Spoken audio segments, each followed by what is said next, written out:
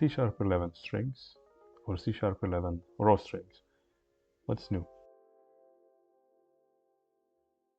Now for one, they offer some powerful formatting differences to verbatim strings.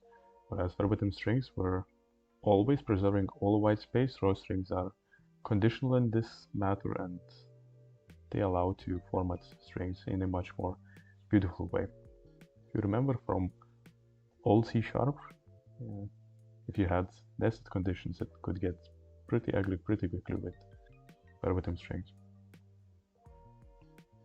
What's also great about C#11 raw strings is that they can handle double quotes and double quotes much better. The benefits are that you do not need to escape them, you do not need to concatenate strings to have double quotes inside. In fact, if you want, you can have 3 double quotes or 4 double quotes or whatever the amount of double quotes inside a raw C#11 string without having to escape anything. There's just one thing to consider, and the thing is that you need to have 1 extra double quote for each double quote you have inside your raw string, in which case it's gonna be good.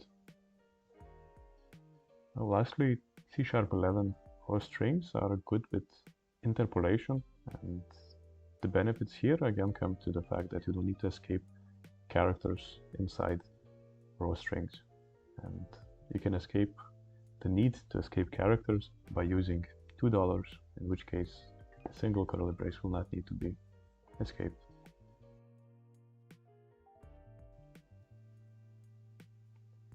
Thanks for watching.